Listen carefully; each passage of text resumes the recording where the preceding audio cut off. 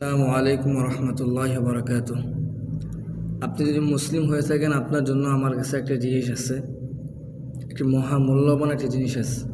যদি আপনি মুসলিম হয়ে থাকেন তাহলে এমন একটা জিনিস যার তুলনা দুনিয়াতে এর সাথে তুলনা করার মতো আর কিছু নেই। এটা এমন মূল্যবান, এমন গুরুত্বপূর্ণ, এটা স্বয়ং আল্লাহ পাক রব্বুল আলামিনের পক্ষ থেকে পাঠানো। কি মনে করছেন কোনো খামখেয়ালি কথা? হ্যাঁ, আমি আপনাদেরকে এমন একটা জিনিসই দেখাবো যেটা আল্লাহর পক্ষ থেকে আল্লাহ আমাদেরকে দিয়েছেন, আল্লাহর পক্ষ থেকে, এবং তা এখনও একেবারে সুন্দর অবস্থায় আছে। প্রথমে যেমন ছিল এখনও তেমনই আছে, কোনো পরিবর্তন হয় নাই। সেটা কি জানেন? দেখেন,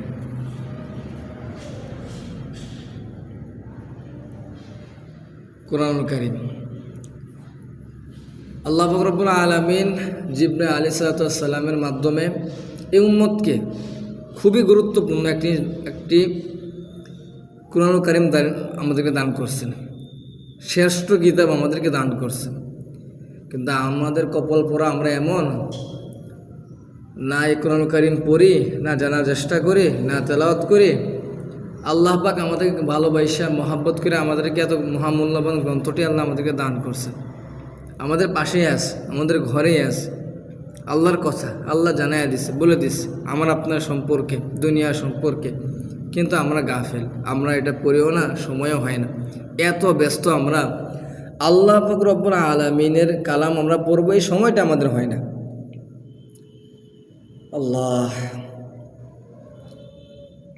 কি একটা অবস্থা! হ্যাঁ, আল্লাহর কিতাব আল্লাহ আমাদেরকে দান করছেন, সব বলে দিচ্ছেন আল্লাহ এখানে। আল্লাহ বলছে, আরে ভাই আল্লাহ বলছে এখানে, কথাগুলা কোনো মানুষের কথা না, স্বয়ং আল্লাহ পাক রব্বুল আলামিনের বাণী। আল্লাহ পাক বলছে এগুলা, আমাদের পাশেই আছে, আমরা চাইলেই পড়তে পারি, জানার চেষ্টা করতে পারি, কিন্তু না, আমরা পড়বো না। আমরা অনেক ব্যস্ত, দুনিয়া নিয়ে ব্যস্ত। আল্লাহ আল্লাহ আমাদেরকে মাফ করুক, আমাদেরকে বোঝার তৌফিক দান করুক, আমিন। আসসালামু আলাইকুম রহমতুল্লাহ।